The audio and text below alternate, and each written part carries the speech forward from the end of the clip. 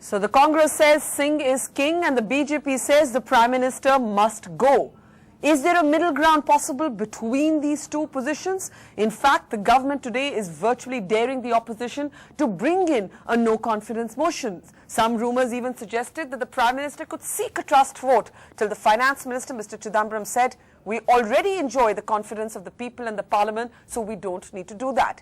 On the buck stops here today, we're looking at coal, the political minefield, and asking whether the BJP's Operation Manmohan Singh, because that's what it is, will work, or can it boomerang? Is the Parliament disruption going to yield political dividends?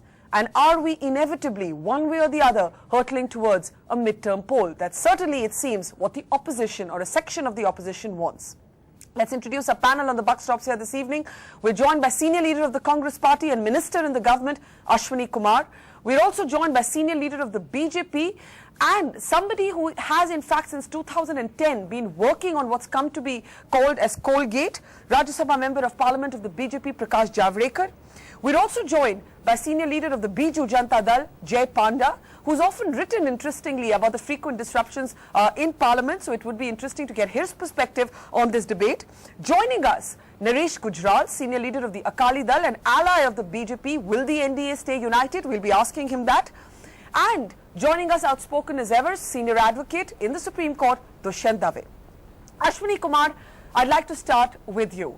The Prime Minister has often been accused of silence. In fact, some would say that the communication strategy of the government has in many ways been abysmal, that the top leadership does not speak enough. Today he tried to speak in Parliament, but the opposition essentially scotched that attempt. Now, it's one thing to speak to television cameras, it's another thing to place your statement on the floor of the House. But do you think the Prime Minister might have attempted an address to the nation, to talk directly to the people of India instead? And why has the Prime Minister, breaking his silence, been so late? Why has he waited so long to speak? Well, please leave these things to the judgment of the Prime Minister. I think how he must address the nation is entirely his call. And as far as breaking his silence is concerned, for prime ministerial interventions in the Parliament or outside, there has to be a right context, the right moment.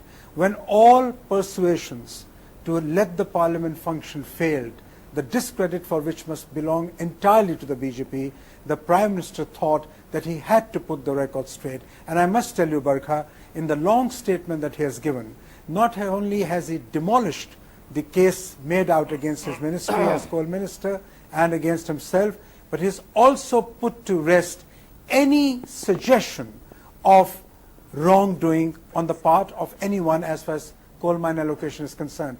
I do want to make a point here.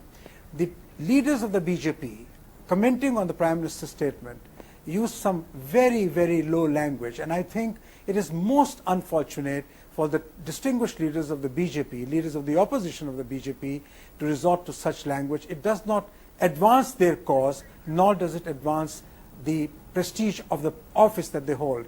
The Prime Minister, in his characteristic humility and grace, said a share, and there was an attempt to downplay that share. Let me tell you, for anyone who understands Urdu, implicit in the Prime Minister's share was humility, a repartee, and indeed also a gesture. And let me tell Sushma ji, it's a very good share, I have to repeat it.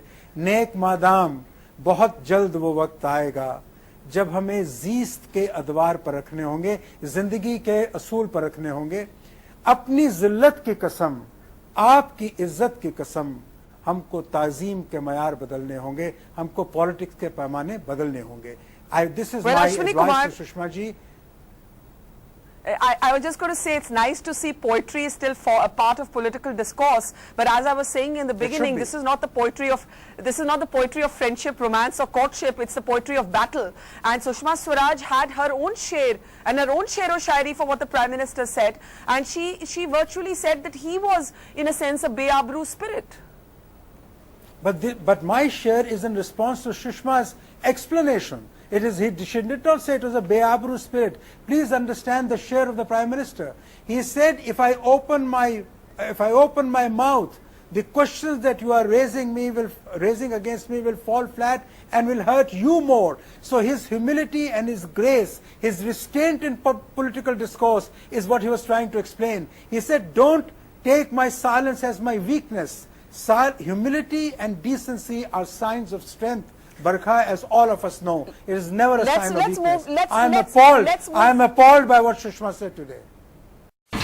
India's #1 news app just got even better. Download NDTV's new app. Fully optimized for retina display. Full screen view. Faster response time. And Sudoku. NDTV's new iPad app. Download now.